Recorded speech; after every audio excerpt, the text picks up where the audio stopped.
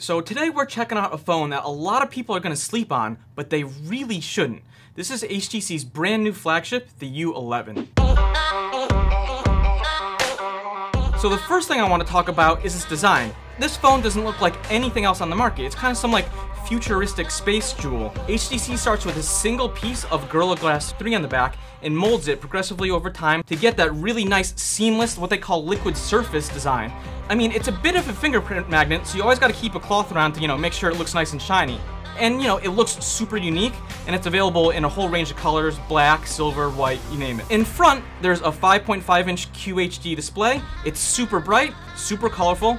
You don't get those pure blacks like you would on an OLED display, but that's pretty minor. On bottom, I kind of like that the HTC has kept the capacitive touch buttons, a fingerprint sensor that's combined with the home button, and then 2 more touch buttons on either side for back and recent apps. I want to mention HTC's boom sound speakers, which are pretty much the best in the biz. There's one bottom firing speaker and there's one in the earpiece, and that gives you true stereo sound, unlike a lot of weak single speaker setups like you get on the Samsung Galaxy S8. We expect good cameras from Google, Apple, Samsung phones, but the U11 camera keeps right up with all of them. Especially in low light, I noticed that a lot of times it was less grainy and it was a little bit better exposed than some of the S8 shots that I took side by side. On bottom, you get a USB-C port, and it's also water resistant, something that every flagship smartphone needs in 2017. One thing it doesn't have, though, is a standard headphone jack, although HTC did include a headphone adapter in the box. Now, about these earbuds themselves, these are actually kind of special too, because normally, you get some throwaway headphones in the box, but these ones are really good.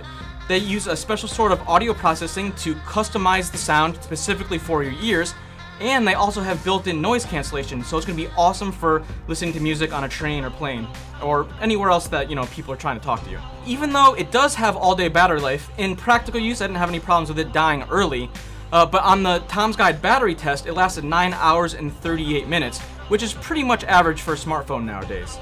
The other thing is that some people might be a little upset at the big bezels on the top and bottom, especially since those bezels are different sized depending on where you look. The bottom one's a little bit bigger, so it's kind of got that, Jay Leno effect going on. Not too big a fan about that. It kind of has some X factors too, because this phone has 4 microphones, one of which is always on to make sure that it's always going to hear you when you're trying to talk to it, which you will because it has 2 built-in voice assistants, the Google Assistant and HTC's own Sense Companion, and then there's a 3rd coming on the way in Alexa, which should be available in about a month.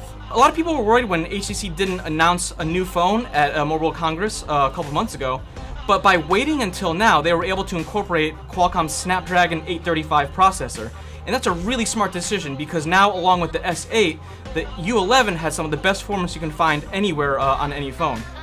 For a company that's kind of struggled over the recent years to really put out a solid flagship device, this is the best phone HTC has made in at least 5 years. For Tom's Guide, I'm Sam Rutherford.